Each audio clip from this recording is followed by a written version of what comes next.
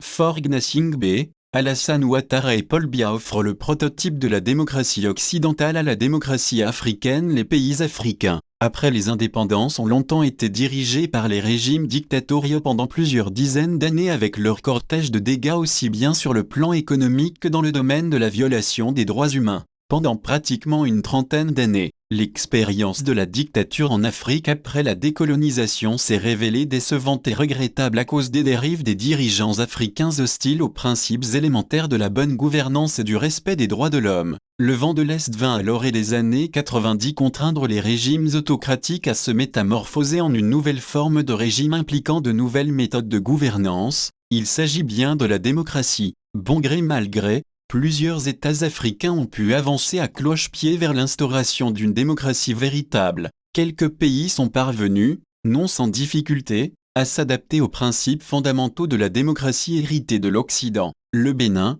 le Sénégal, le Ghana, le Nigeria, le Libéria, la Gambie peuvent être cités aujourd'hui parmi ces quelques pays où l'alternance politique et le jeu démocratique ont trouvé une issue favorable, mais à côté, un bon nombre de dictatures du continent à la carapace dure peinent à s'adapter à la nouvelle donne. Les dirigeants les plus réfractaires ont choisi d'adopter très difficilement une démocratie de façade où toute question relative à l'alternance politique est assimilée à une déclaration de guerre contre leurs intérêts. Plus de 35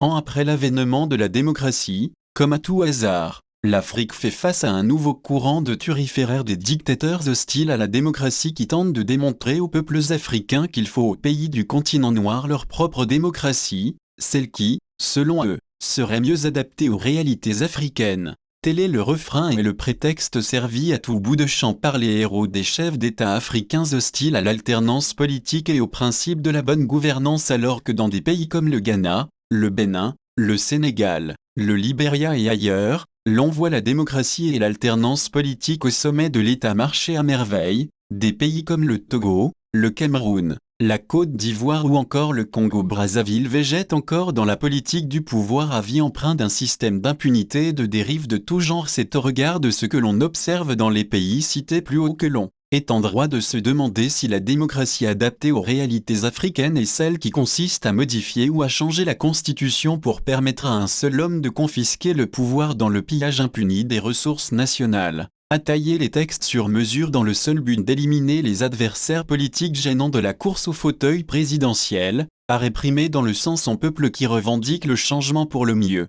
Être s'il faut répondre par l'affirmative à la question. Paul Biya, Faure Gnassingbé, Alassane Ouattara et bien d'autres nous ont bien servi le modèle de la démocratie à l'africaine que nous vantant une catégorie de panafricanistes invitant les peuples africains à rompre avec la démocratie dite occidentale. Il ne restera certainement qu'à décréter dans les pays concernés des mandats de 5 ou 10 ans tout en supprimant les élections et en dissolvant tous les partis politiques pour que vive la prétendue démocratie adaptée aux réalités du vieux continent. Les pays comme le Bénin, le Nigeria, le Ghana, le Sénégal, pour ne citer que ceux-là, continueront tout de même de nous prouver qu'il n'y a aucune réalité africaine qui empêche de bien pratiquer la démocratie. Tout le reste n'est qu'une question de volonté et de bonne foi. La démocratie dite occidentale ne présente aucun danger si l'on veut bien se soumettre aux règles du jeu démocratique, à savoir, le respect des règles électorales, de la bonne gouvernance, de la séparation des pouvoirs ainsi que des libertés collectives et individuelles.